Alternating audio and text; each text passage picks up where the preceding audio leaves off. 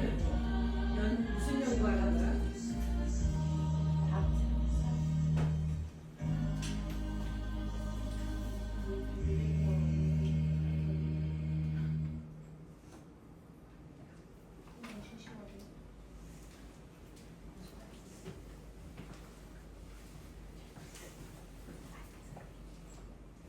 산성과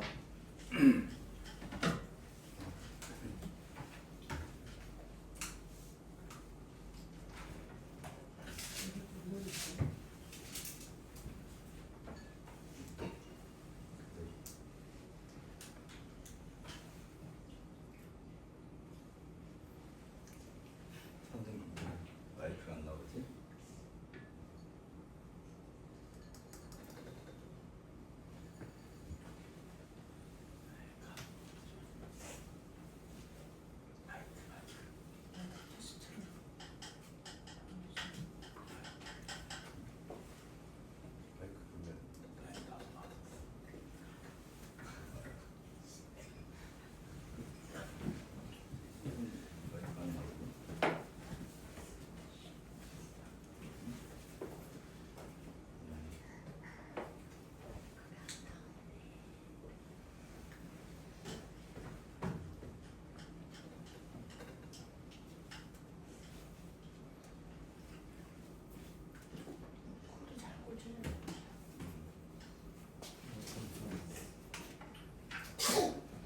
찬송가 214장.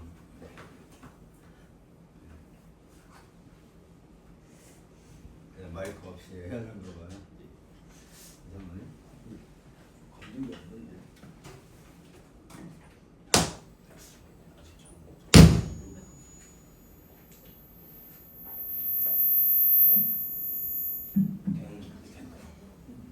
네, 되네요.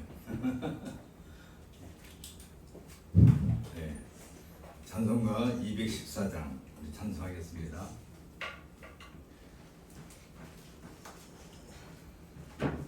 나 죄의 돈 받고자.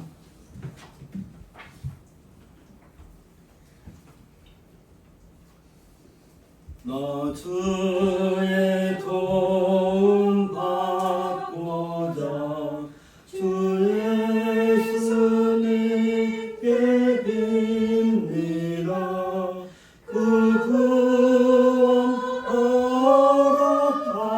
허락하시사 날 받아주소서.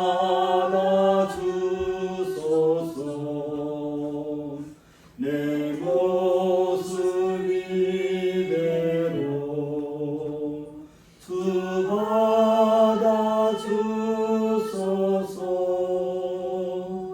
날 위해 돌아가신 주 날 받아주소서. 근죄에 빠져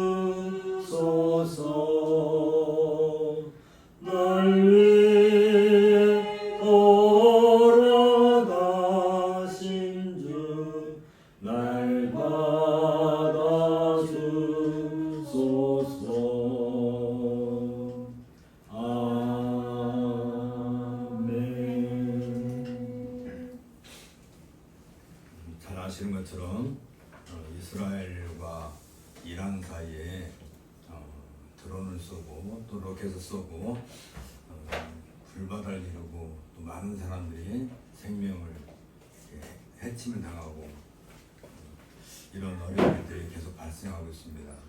뿐만 아니라 미국에서는 또 지금 시위가 아주 극치에 좀 달할 정도로 지금 전국적으로 불길이 흘러가고 있습니다. 우크라이나 러시아 전쟁이 벌써 3년째 되는데도 불구하고 아직 해결될 그런 빌미가 보이지 않습니다.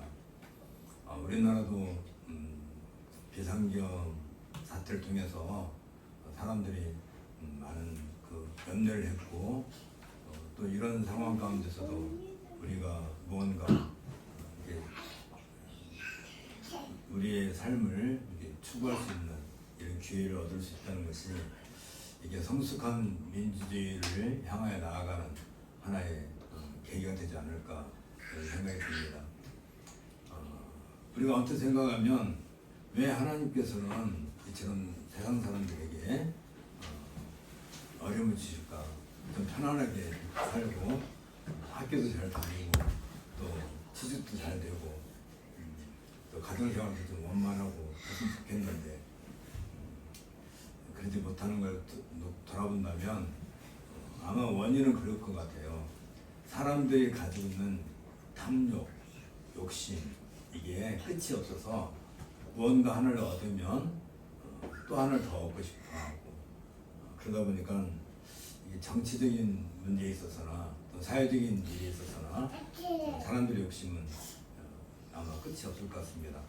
사탄은 이런 것들을 이용해서 우리들을 어떻게든지 하나님을 향해 나아가는 우리 발걸음을 멈추게 하고 더디게 하려고 그런 것 같습니다. 이럴 때일수록 정말 우리가 무엇을 의지하고 살 것인지 우리가 가야 될 최종적인 종점이 어디인지 마음에 두고 신앙생활을 잘 해야 될 것 같다고 생각이 듭니다.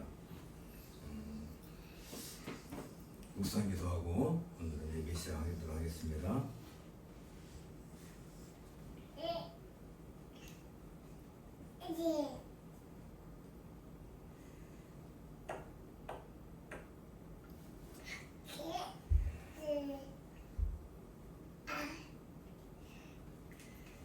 자리에서 일어서실 수 있는 분들은 일어서 주시기 바랍니다. 예배 시작하겠습니다.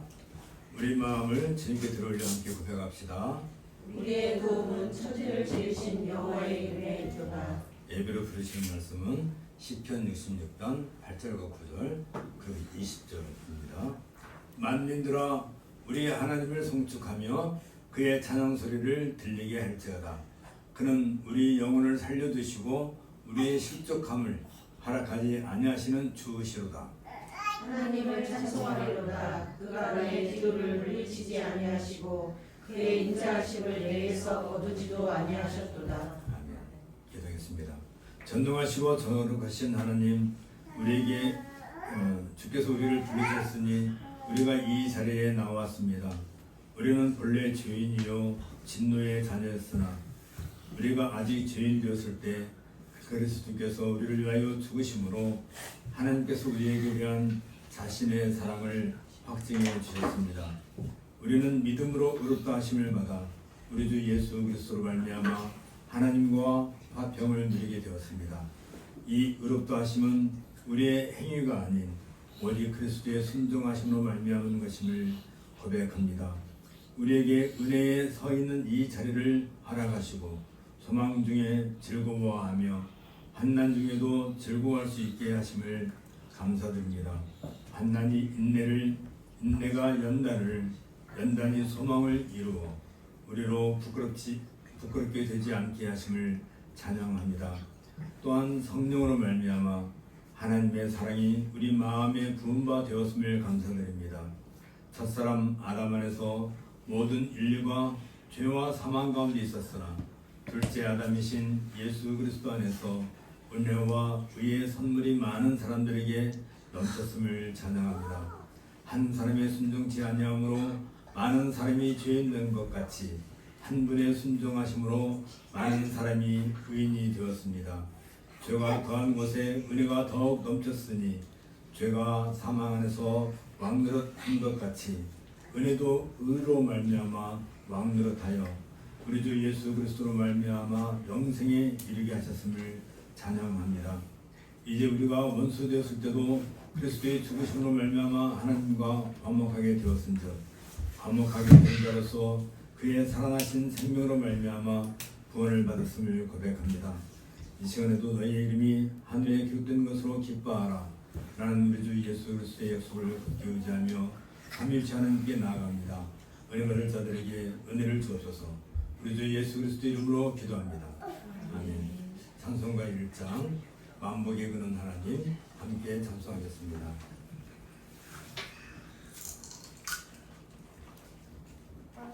만복의 근원 하나님 온 백성 찬송 드리고 저천사여 찬송하세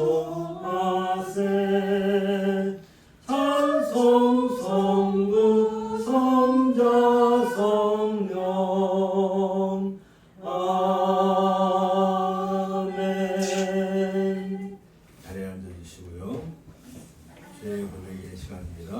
고백으로 부르시는 말씀은 이사야 64장 5절과 6절입니다. 주께서 기쁘게 공의를 행하는 자와 죄의 길에서 주를 기억하는 자를 선대하시거늘 우리가 범죄함으로 주께서 진노하셨으며 이 현생이 이미 오래되었사오니 우리가 어찌 구원을 얻을 수 있으리이까.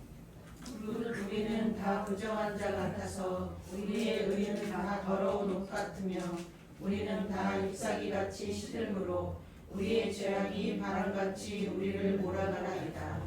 아멘.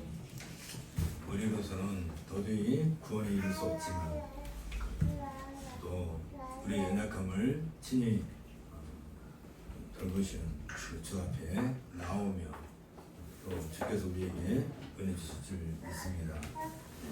죄의 고백을 위한 묵상 기도를 함께 하겠습니다.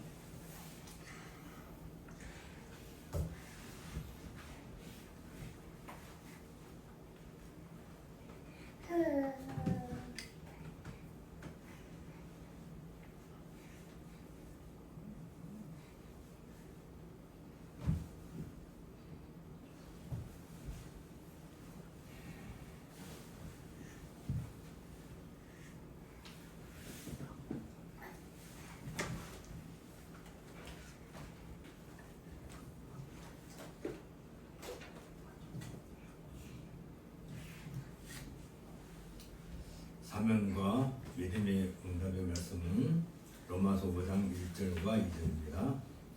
그러므로 우리가 믿음으로 의롭다 하심을 받았으니 우리 주 예수 그리스도로 말미암아 하나님과 화평을 누리자. 또한 그로 말미암아 우리가 믿음으로 있는 이 은혜에 들어감을 얻었으며 하나님의 영광을 바라고 즐거워하느니라. 아멘. 찬송가 8장 거룩 거룩 거룩 전능하신 주님 함께 찬송하겠습니다.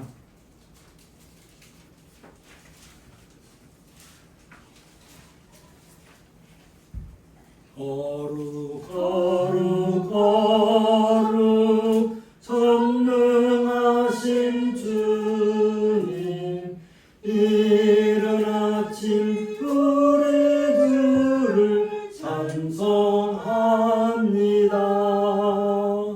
거룩 거룩 거룩 자비하신 주님 성삼일체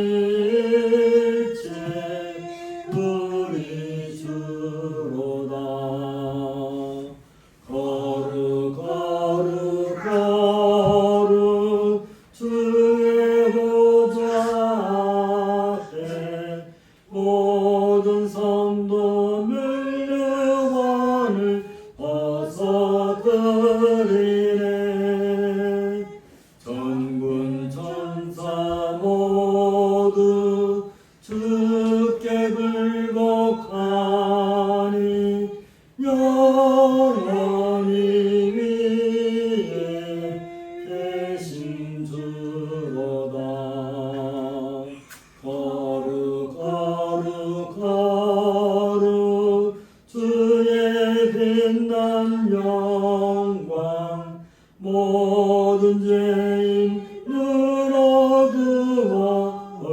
수 없도다.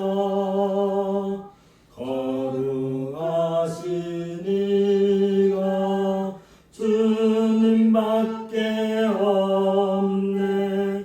온전히 전능하신 주로다.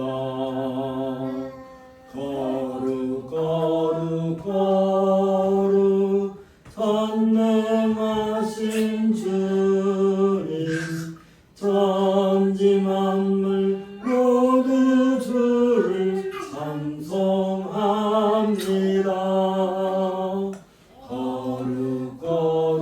거룩 전능하신 주님, 성삼일체 우리 주로다. 아멘. 오늘 우리가 함께 읽을 성경은 열왕기하 4장 1절부터 20절까지입니다.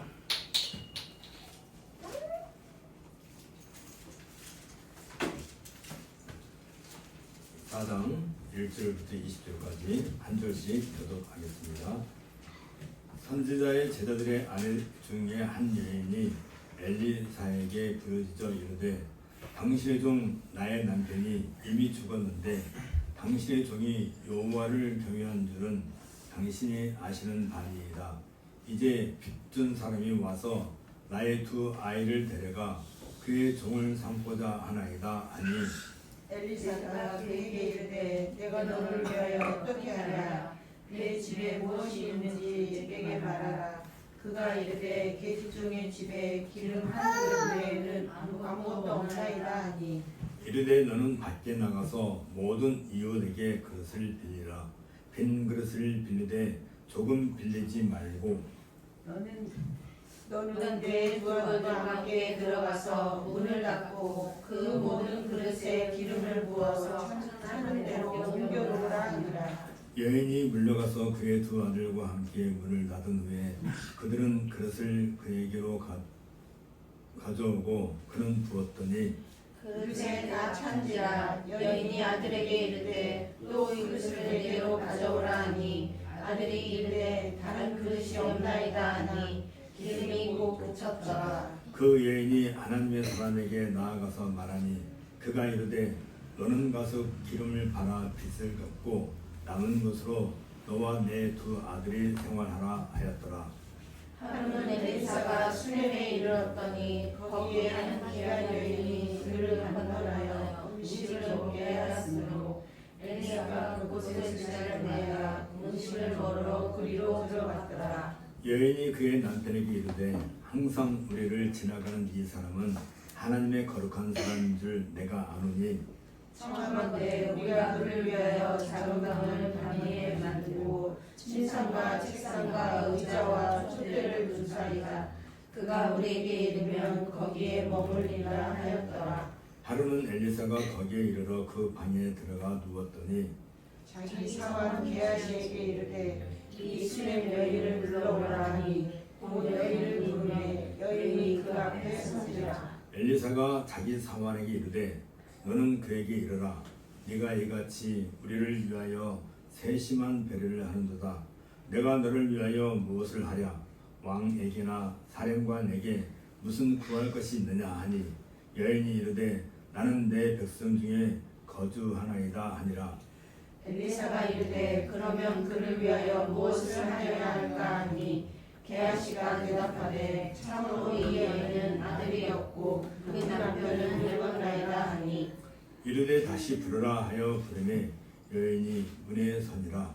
엘리사가 이르되 한 해가 지나 이때쯤에 내가 아들을 낳으리라 하니 여인이 이르되 아니오소이다. 내 주 하나님의 사랑이여 당신의 계집종을 속이지 마옵소서 하니라.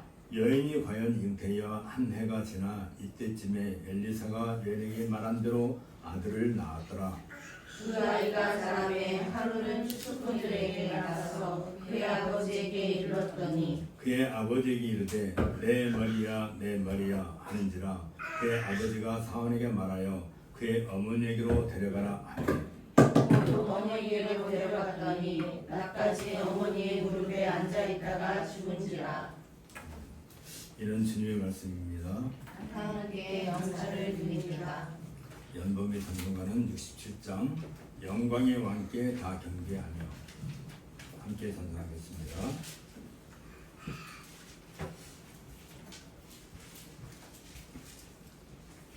(67장입니다) 영광의 왕께 다 경배하며 그 크신 사랑을 찬송하라.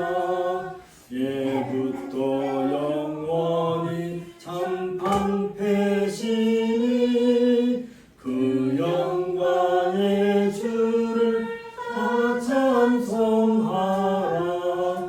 능력과 은혜 다 찬송하라. 그 옷은 햇빛 그 짙은 궁창 큰 우리 소리로 주노하시고 더 크게 날개로 달려가신다. 저 아름답고 놀라운 일이 가득한 이 땅 다 주의 조화. 그 힘찬 명령에 더 잡히나니 저 푸른 바다는 꽃자락이라. 질그릇같이 연약한 인생 주 의지하여 늘 강건하리. 온 백성 지으신 만왕이시니 그 자비 영원히 변함없어라.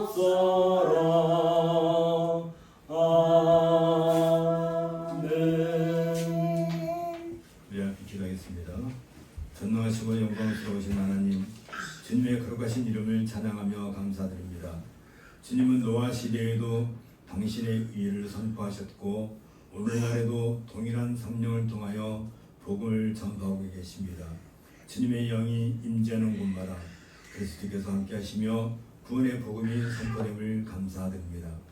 주께서는 구약의 모든 사건들을 통해 신약의 실체를 미리 보여주시는 여편론적 지혜를 나타내셨습니다.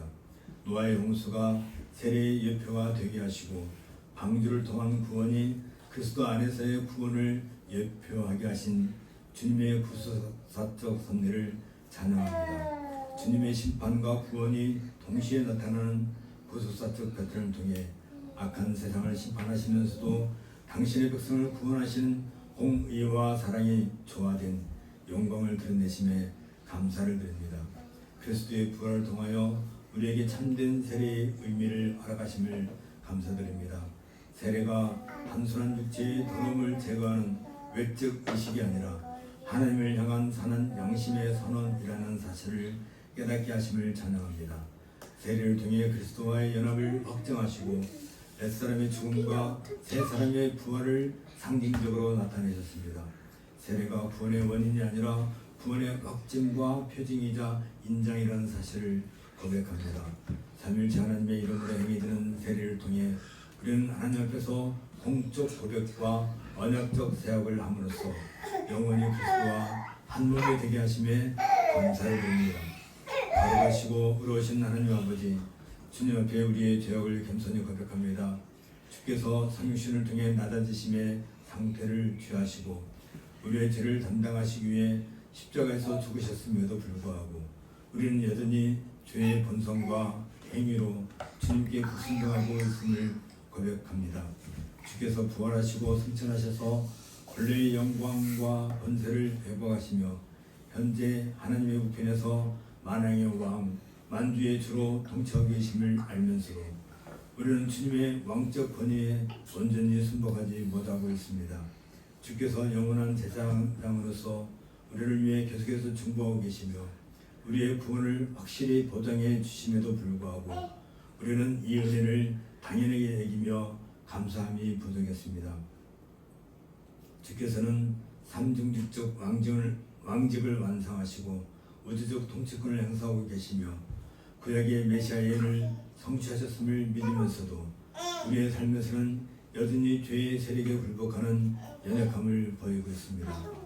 하늘에 오르신 대제사장으로서 항상 살아계셔서 우리를 위하여 간구하시는 그리스도의 중보 사역을 의지하오니 우리의 모든 죄악을 용서하여 주시옵소서.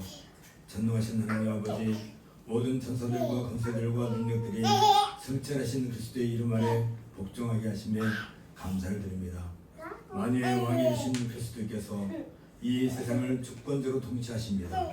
또한 모든 역사와 자연이 주님의 뜻 가운데 진행됨을 믿으며 세상의 모든 권세자들이 주님의 통치 아래 있음을 고백합니다. 이 땅의 정치 지도자들이 하나님의 섭리 가운데 공유롭게 다스리게 하시고 교회가 복음을 자유롭게 전할 수 있도록 허락하여 주옵소서. 핍박받는 교회들을 특별히 보호하시며 음부의 권세가 교회를 이기지 못하리라는 약속을 이루어 주옵소서. 모든 족속과 방언과 백성과 나라에게 복음이 전파되어 그리스도의 우주적 주권이 온 세상에 드러나게 하옵소서. 21세기에 들어 개인의 자유와 권리, 자율성을 중시하는 개인주의가 확산되면서 여러 사회적 문제도 심화되고 있습니다. 특히 한국을 비롯한 현대 사회에서는 이 개인주의가 극단적으로 변질되며 다양한 부작용이 드러나고 있습니다. 극단적 개인주의로 고통받는 이 세상을 위해 간구합니다.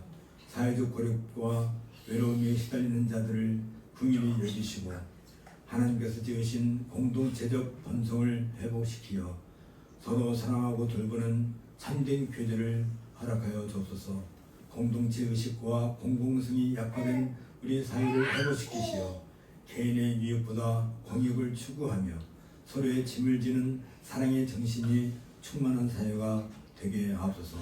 신뢰가 붕괴되고 불신이 만연한 현실을 치유하여 주시어 그리스도 안에서 참된 신뢰와 화목이 이루어지게 하시고 극단적 이기주의로 인한 갈등과 폭력을 그치게 하시며 사회적 약자를 돌보는 긍휼이 넘치게 하여 주옵소서.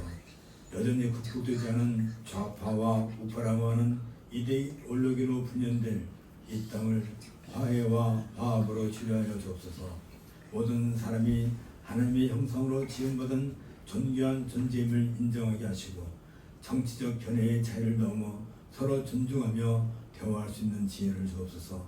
주의 뜻이 하늘에서와 같이 이 땅에서도 이루어지기를 간절히 간구하며 우리 주 예수 그리스도 이름으로 기도합니다. 아멘. 공동서신 강의를 계속해서 진행하도록 하겠습니다. 오늘은 베드로전서 3장 21절부터 22절을 본문으로 해서 세상에서 거룩한 삶을 살아가는 교회의 특성이라는 제목으로 계속해서 생각해 보도록 하겠습니다. 먼저 본문을 읽겠습니다. 물은 예수 그리스도께서 구원하심으로 말미암아 이제 너희를 구원하는 본이 곧 세례라. 이는 육체에 들어온 것을 제하여 버림이 아니요 하나님을 향한 선한 양심의 강구니라. 그는 하늘에 오르사 하나님 우편에 계시니 천사들과 권세들과 능력들이 그에게 복종하느니라.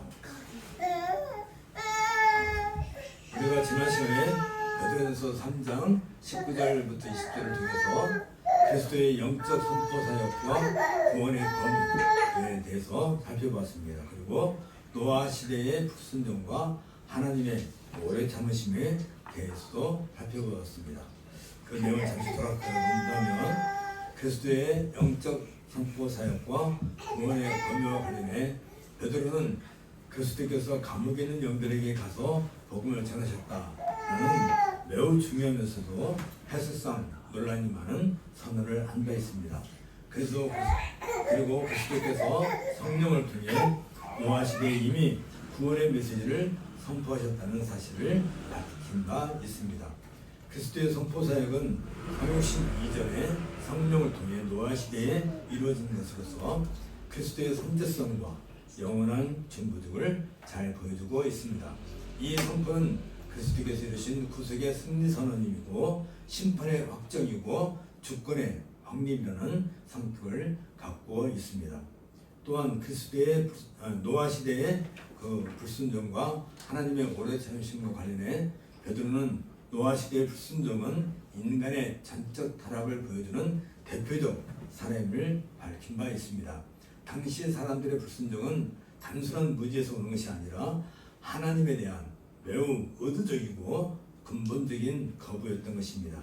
이는 창세기 6장 5절에 있는 것처럼 사람의 죄악이 세상의 관용함과 그 마음의 생각의 모든 계획에 항상 악할 뿐이라는 그 기록과 일치합니다. 하나님의 오래 참으심은 약 120년 동안 방주를 건조하는 기간으로 증명되었습니다.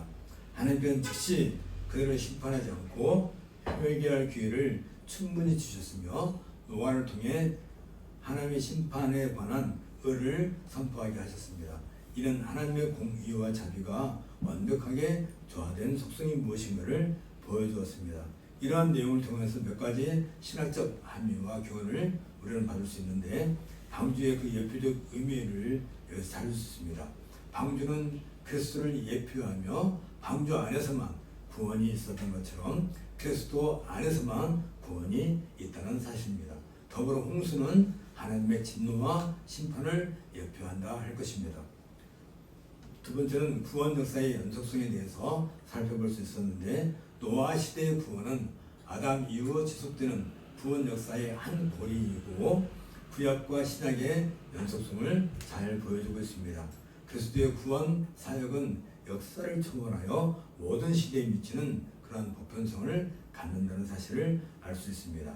이를 통해서 우리는 종말론적 교훈을 또한 누리게 되는데 노아 시대는 마지막 때에 대한 예표이고 현재에도 복음이 전파되고 있지만 많은 사람이 이를 거부하고 있다는 것을 하나의 표징으로 볼 수 있습니다.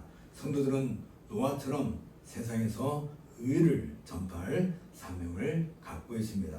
이를 통해서 우리는 성도에 대한 위로를 찾을 수 있습니다. 방주 안에 노아 가족이 안전했던 것처럼 그리스도 안에 있는 성도들은 하나님의 진노와 심판으로부터 철저하게 안전하다는 사실입니다.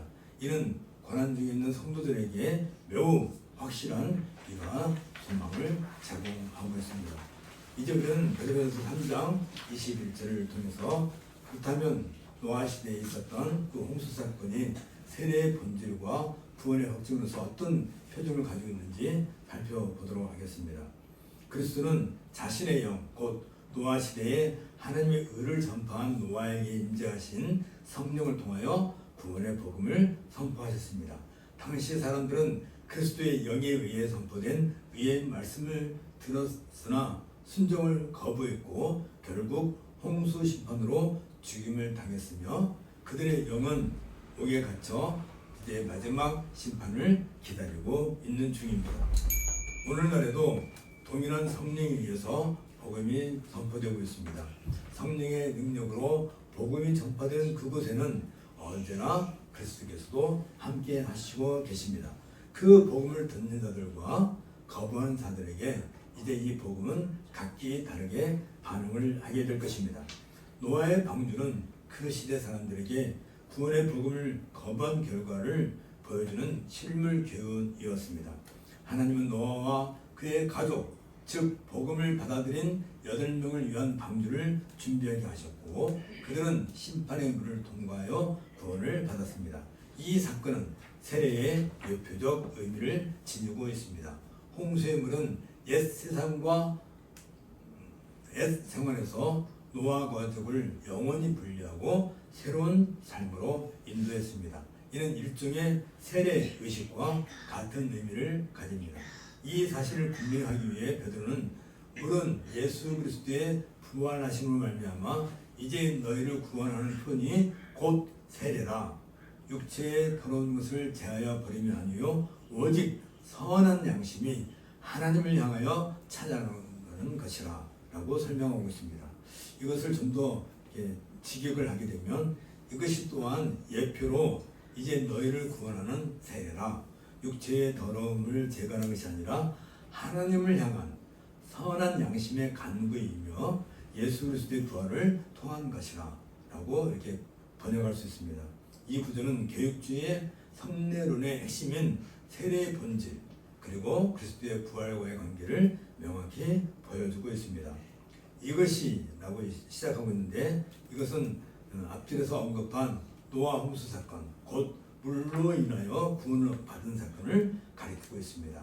여기에서 베드로는 예표라는 단어로 구약의 홍수와 신약의 세례 사이에 담기는 예표론적 관계를 제시해주고 있습니다. 이 예표라는 단어는 모형에 대응하는 실체 또는 그림자에 대한 실체라는 의미이고 구약의 제도나 사건들이 신약에서 성취되는가를 보여주는 역할을 하고 있습니다. 노아 홍수에서 8명이 물을 통해 구원받는 사건은 세례를 통한 구원의 예표적 사건입니다. 홍수의 물이 악한 세상을 심판하면서 동시에 노아 가족을 구하는 것처럼 세례의 물은 옛사람의 죽음과 새 사람의 부활을 상징한다 할 것입니다. 이는 하나님의 심판과 구원이 동시에 나타나는 구속사적인 패턴이 무엇인가를 잘 보여주고 있습니다. 여기에서 중요한 것은 이제라고 하는 이 부사인데 이는 구약의 예표가 신약에서 실현됐음을 강조합니다. 홍수 심판은 최후 심판의 예표이고 방주를 통한 구원은 그리스도 안에서의 구원을 예표하고 있습니다. 이러한 예표론적 해석은 구약과 신약을 구속사적 통일성 안에서 이해할 수 있게 인도하고 있습니다. 이로써 성도들은 세례를 통해 자신이 하나님의 구원 계획 안에 포함되어 있음을 확신하게 되는 것입니다. 그래서 너희를 구원하는 세례라 라고 베드로는 정의하고 있는데 이 표현은 세례가 너희를 구원한다 라고 직역할 수 있는데 이것은 세례와 구원의 관계에 대한 중요한 신학적인 진술입니다. 여기서 베드로는 세례가 구원한다 라고 선언하고 있지만 이는 세례 자체가 구원의 원인이라는 의미가 아니라 구원의 확증과 표징이라는 의미라는 사실을 강조하고 있습니다. 이는 세례를 단순한 의식이 아니라 실제로 구원을 가져다주는 하나님의 행위로 이해하고 있음을 보여주고 있습니다. 세례는 구원의 수단이 아니라 구원을 확증하고 인치는 표징이자 인장입니다. 세례는 그 자체로 은혜를 전달하는 것이 아니지만 믿음과 결합할 때 은혜의 수단이 되는 것입니다. 따라서 세례가 구원한다 라는 말은 세례가 가리키는 실체인 그리스도와의 연합과 그분의 구속사역이 우리를 구원한다 라는 의미가 되는 것입니다. 이때 구원하다 라는 이 동사가 현재형으로 사용되고 있는데 세례가 단회적 사건이지만 그 의미와 효력이 지속적으로 지금도 성도의 삶에 영향을 미친다는 사실을 보여주고 있습니다. 세례를 받은 성도는 계속해서 자신의 정체성을 그리스도와의 연합에서 찾아야 하는 것이고 세례의 의미를 자신의 삶으로 실현해야 한다는 사실을 이를 통해서 알게 됩니다. 이제 베드로는 세례의 본질을 설명하기 위해서 부정적 정의와 긍정적 정의를 함께 제시하고 있습니다. 부정적 정의로는 육체의 더러움을 제거하는 것이 아니라 라는 이 표현을 통해서 세례가 무엇이 아닌지를 밝히고 있습니다. 육체의 더러움을 제거하는 것은 외적인 정의를 의미합니다.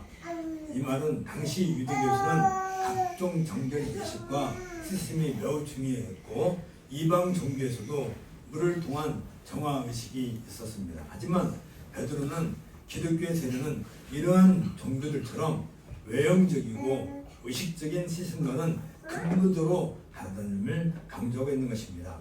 이것은 세례의 물질적 행위 자체에 구원의 능력이 미친다라는 미신적 행위를 지적하는 것입니다. 세례는 단순히 몸을 씻는 행위가 아니며 물 자체에 어떤 마술적 효력이 있는 것도 아닙니다. 만일 세례가 단순한 외적인 시스템이라면 우리가 평상시 목욕을 하거나 또는 손을 씻거나 할 때 그 씻음이 우리에게 구원을 가져다 줘야 될 것입니다. 그렇지만 그렇지 않다는 것이죠. 이러한 부정적 정의는 당시의 용기주의와 신비 종교의 영향으로 불신적 정황에 의존하려는 잘못된 개념을 교정하는 역할을 하고 있습니다. 또한 현대 세례 재생론이나 또는 세례 필수과 같은 잘못된 교리에 대한 성경적인 반박을 제공해주고 있습니다. 이는 세례를 받지 못하고 죽은 영아들이나 십자가에 달린 강도처럼 세례를 받을 기회가 없었던 자들도 얼마든지 믿음을 통해 구원받을 수 있다는 개혁주의 구원의 근거가 되고 있습니다. 이제 두 번째로 긍정적인 정리를 통해서도 우리가 세례의 참된 본질을 알 수 있는데, 그들은 하나님을 향한 선한 양심의 강구이다 라고 정의하고 있습니다. 이 표현은 세례의 내적이고 영적인 본질을 가리키며 개혁주의 성론의 핵심을 담고 있습니다. 여기에서 이 선한 양심이란 죄로 인해 더러워진 양심이 그리스도의 피로 정결케 된 상태를 가리키고 있습니다. 이는 객관적으로 칭의를, 주관적으로는 중생과 성화를 의미합니다. 따라서 이 선한 양심은 하나님의 은혜로 새롭게 된 마음의 상태를 가리키고 있고, 하나님과의 올바른 관계를 맺고 있는 상태가 무엇인가를 보여주는 정의라고 할 수 있습니다. 이때 여기에 간구라는 이 단어는 청원 또는 요청, 서야 한다는 그런 의미를 가지고 있는 법정에서 사용되는 공식적인 용어입니다. 이는 세례가 단순한 의식이 아니라 하나님 앞에서의 공적 고백이자 언약적 서약이라는 사실을 의미합니다. 세례받는 자는 하나님 앞에서 자신의 믿음을 공개적으로 고백하며 그리스도를 주로 인정하는 언약적 서약하는 것을 가리키는 것입니다. 특별히 이 언약적 서약은 하나님을 향한 이라는 표현을 통해서 세례의 대상과 방향성을 나타내주고 있습니다. 세례는 인간을 위한 것이 아니라 하나님을 향한 것이며 하나님께 드리는 신앙 고백이자 헌신의 표현인 것입니다. 이는 세례가 삼일째 하나님의 이름으로 행해지는 것과 일치합니다. 따라서 세례는 하나님을 향한 선한 양심의 선언이다 라고 정하고 있는 것은 세례의 본질이 외적 의식이 아니라 내적 신앙에 있음을 분명히 하고 있습니다. 세례는 이미 중생하고 믿음을 가진 자가 그 믿음을 공개적으로 고백하는 것입니다.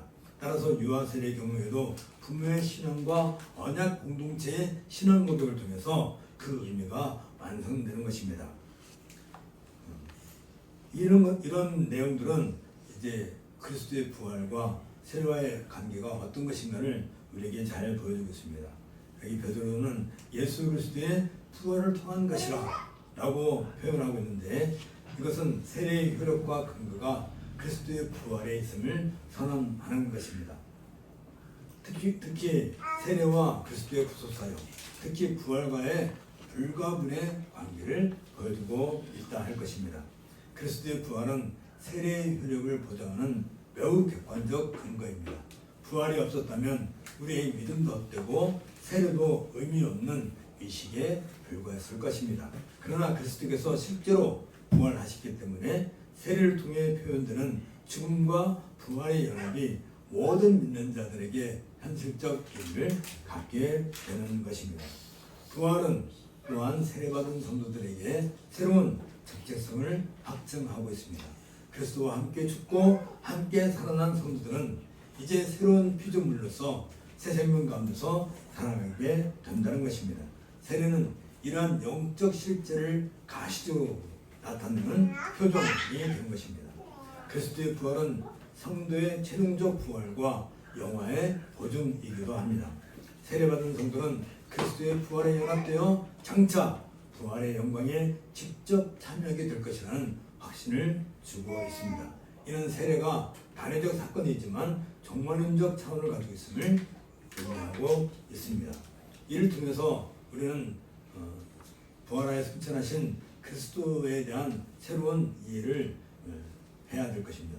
베드로전서 3장 21을 통해서 이제 베드로는 앞서 세례의 그 효력이 그리스도의 부활의 근거함을 선언하고 이제 그리스도의 구속사역의 완성과 우주적 통치권의 확립에 대해서 설명을 하고 있습니다. 22절은 그리스도의 승천과 그리스도의 지위를 명확히 제시함으로써 성도들의 구원이 얼마나 확고한 기초에 세워져 있는지를 보여주고 있습니다. 그리스도께서 십자가에서 당하신 고난과 그의 죽으심과 그리고 부활은 최종적으로 그리스도께서 본래 계시는 하늘로 올라가시면서 완성되었습니다. 그리스도는 눈으로 볼 수 없고 손으로 만질 수도 없는 영적 존재가 아닌 우리와 같은 살과 뼈가 있는 영광스러운 몸을 가지고 지금 하늘에 계시고 있는 것입니다. 그 몸 안에 그리스도는 갈보리에서 받으신 상처, 곧 성도들에 대한 자기의 영원한 사랑의 증거를 영원토록 간직하고 계십니다. 이에 베드로전서 3장 22절에서 저는 하늘에 오르사 하나님 우편에 계시니 천사들과 권세들과 능력들이 저에게 순복하리라 라고 선언하고 있는 것입니다. 이는 기독론과 구원론의 핵심적 진리들을 담고 있는데 개혁주의 신학의 중요한 교리들을 확정하는 구절 중에 하나입니다. 이 구절은 그는 하나님의 우편에 계시되 하늘로 가사 천사들과 권세들과 능력들이 그에게 복종하게 하셨느니라 라고 이렇게 번역할 수 있습니다. 그는 하나님의 우편에 계시되 라는 이 표현은 그리스도의 높아지심의 핵심적인 단계인 승천과 보좌에 앉으심을 나타내고 있습니다. 이는 공간적인 위치를 의미하는 것이 아니라 그리스도의 신적 영광과 왕적 권위의 회복을 가리키는 신학적 선언인 것입니다. 여기서 하나님의 우편은 하나님의 능력과 권위를 상징하는 표현입니다. 이는 그리스도께서 성육신을 통해 취하셨던 낮아지심의 상태에서 벗어나 본래의 영광과 권세를 회복하셨음을 의미하고 있습니다. 여기서 우편이라는 말은 어떤 공간적인 위치가 아니라 권위와 영광의 자리를 의미합니다. 고대 근동문화에서 우편은 최고의 영예와 권세를 상징하는 위치였습니다. 현재 시제로 사용된 계시다는 이 단어는 그리스도의 하나님 우편 과정이 현재 진행형의 지속적인 상태임을 강조하고 있는데 이는 그리스도의 원적 통치가 일시적이거나 미래의 일이 아니라 현재 실제로 행사되고 있는 권세임을 확증해 주고 있습니다. 그리스도의 승천과 과정은 그리스도의 높아지심의 핵심 단계로서 성육신을 통한 낮아지심의 완전한 역전을 의미하고 있습니다. 이는 그리스도께서 중보자로서의 사역을 완수하시고 만왕의 왕, 만주의 주로서의 지위를 확보하셨음을 선언하는 것입니다. 하나님 우편에 계신다는 것은 그리스도께서 왕이자 제사장으로서 영원히 통치하심을 의미합니다. 이는 구약의 제사장들과 달리 그리스도의 제사장직이 영원하며 불변함을 강조합니다. 하나님 우편에 계신 그리스도는 성도들을 위해 계속해서 중보하십니다. 이는 성도들의 구원이 그리스도의 지속적인 중보를 통해 확실히 보장됨을 의미한다 할 것입니다. 그리스도께서 하나님 우편에 앉으신 것은 구약의 메시아 예언의 성취이기도 합니다. 시편 110편 1절에서 여호와께서 내 주에게 말씀하시기를 내가 내 원수들로 내 발등상이 되게 하기까지 너는 내 우편에 앉아 있어라 하셨도다 라는 그 예언이 성취된 사건입니다. 이는 그리스도의 삼중직 중 왕직의 완성을 의미합니다. 그리스도께서는 땅에서 선지자와 제사장의 직분을 수행하셨지만 승천하신 후에야 왕으로서 우주적 통치권을 완전히 행사하게 되셨습니다. 이는 다니엘서의 예언에서 옛적부터 항상 계신 얘기에 나아가 권세와 영광과 나라를 받은 인자에 대한 환상과 일치하고 있습니다. 하나님 우편에 앉으신 그리스도는 성도들을 위한 중보 사역을 지금도 계속하고 계십니다. 히브리서에서는 우리에게 있는 대제사장은 하늘에 오르신 이 곧 하나님의 아들 예수시라 라고 선언하고 난 뒤에 항상 살아계셔서 그들을 위하여 간구하시리라 라고 증언한 것입니다. 이는 성도들의 구원이 그리스도의 지속적인 중보 사역에 의해서 보장되고 있다는 사실을 의미하고 있습니다.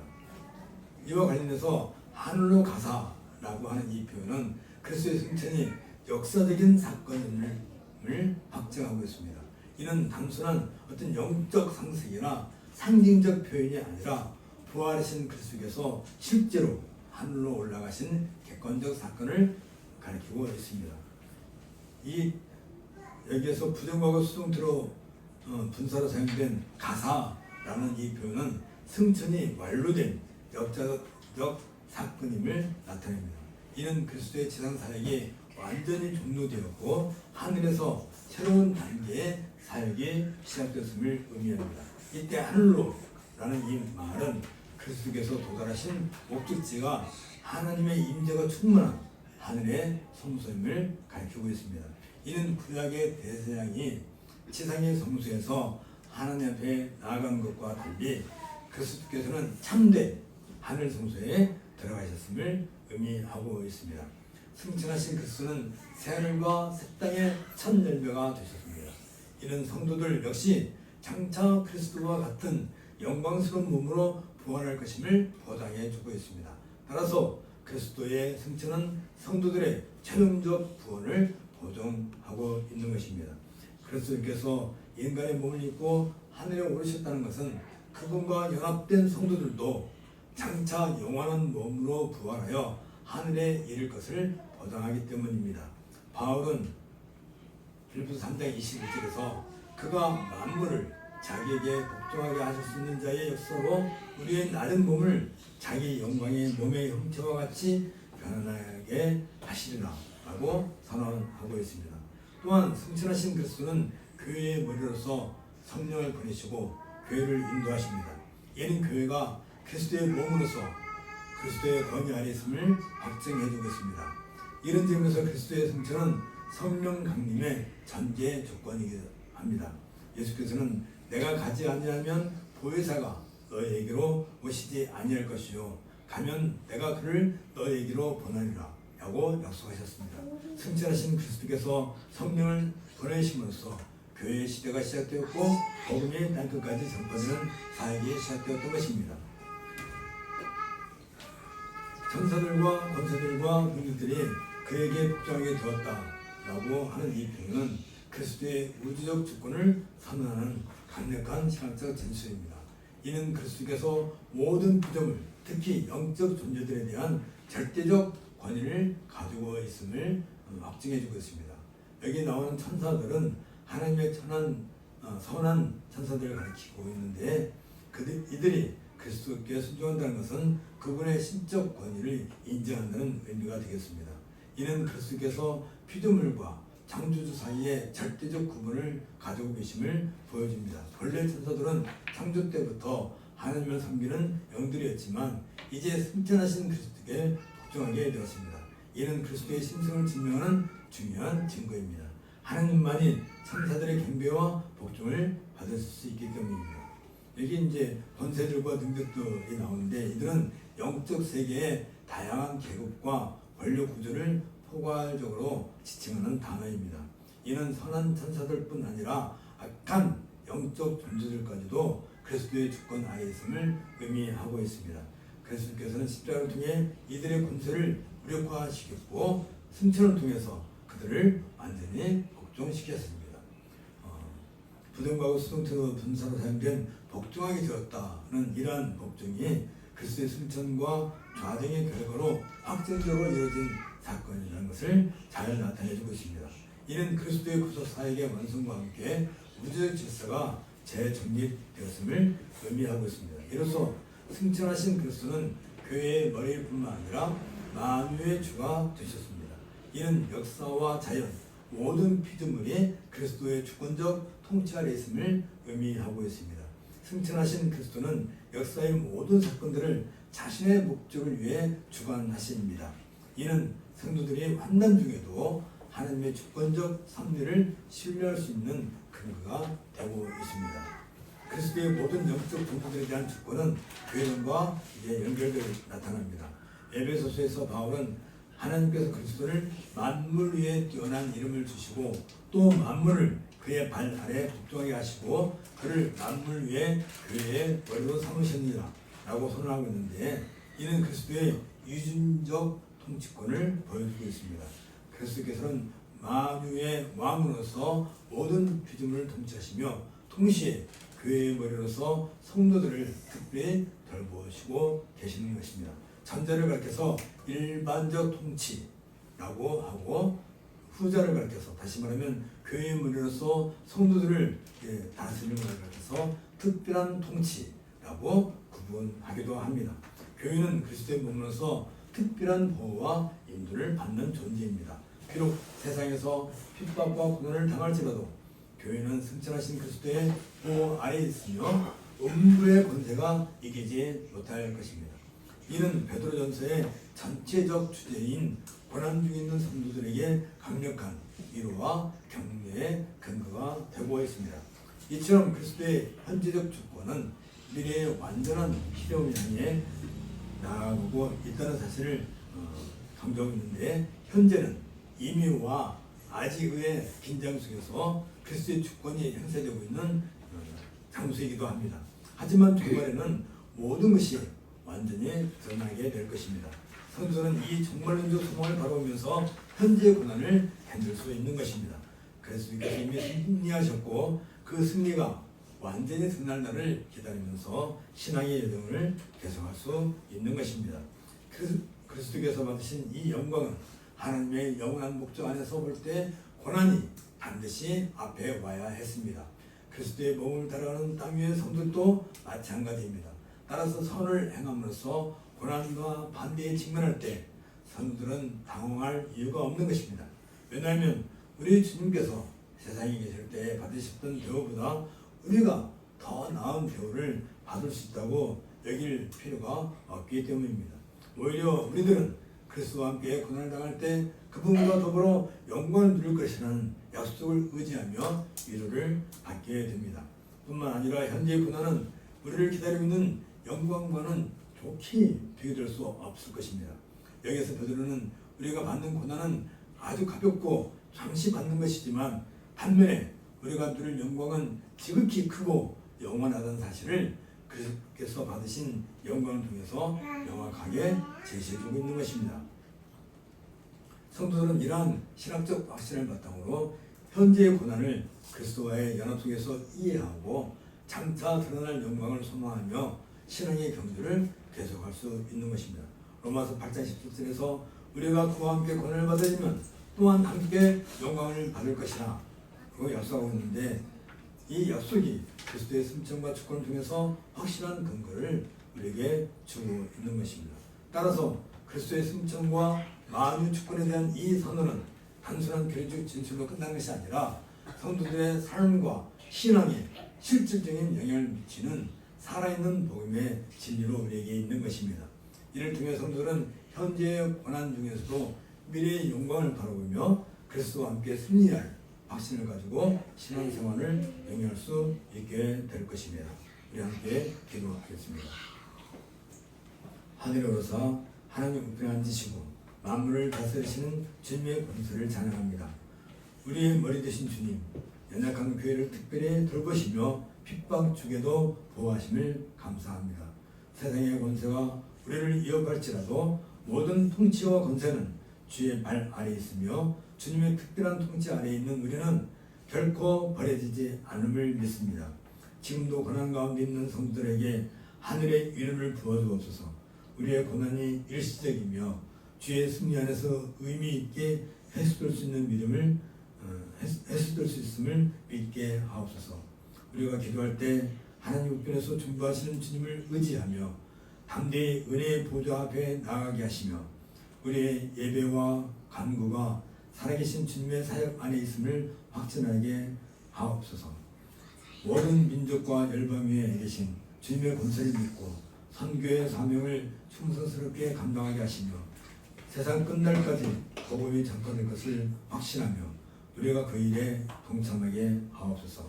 이미 승리하신 그리스도를 따라 우리가 고난 중에도 소망으로 견디게 하시고 그와 함께 영광을 받을 것을 바라보며 살아가게 하시고 주의 승천과 주권의 영광을 바라보며 이 땅에서 주와 함께 고난당함을 영광으로 여기는 성도들이 되게 하옵소서. 우리 주 예수 그리스도 이름으로 기도합니다. 아멘. 다 같이 자리에서 일어나셔서 찬송가 540장 주의 음성을 내가 들으니 함께 찬송하겠습니다.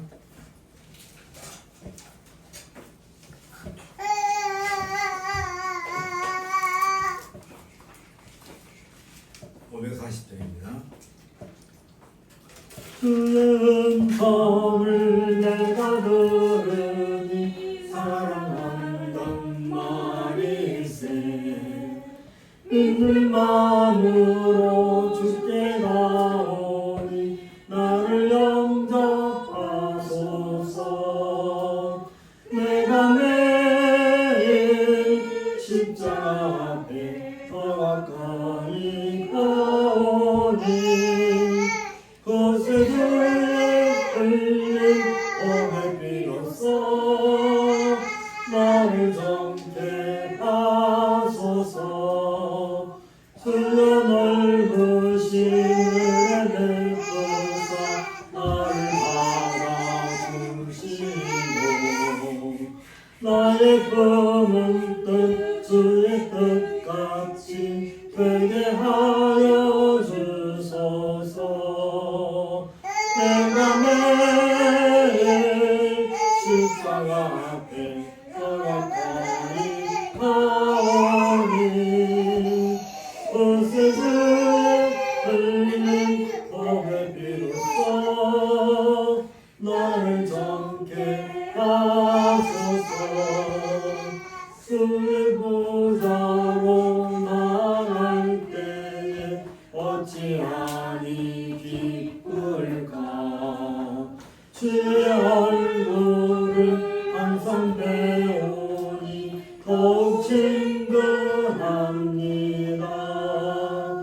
내가 매일 십자가 앞에 더 가까이 가오니 그것에 주의 흘린 봄의 비로소 나를 정케 하소서.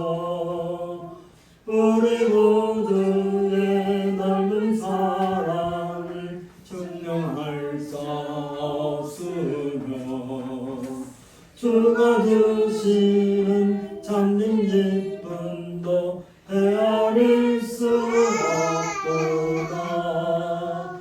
내가 매일 십자가 앞에 더 가까이 가오니 그것에 주의 흘린 봄의 비로소 나를 정케 하소서.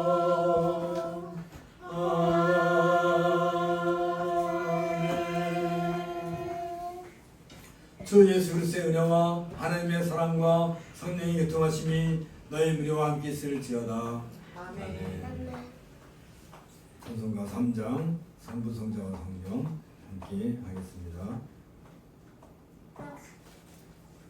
성부 성자와 성령 찬송과 영광 돌려 보내세. 태초로 지금까지 또 영원 무궁토록 성삼위께 영광 영광 아멘. 목성 기도하고 예배 마치겠습니다.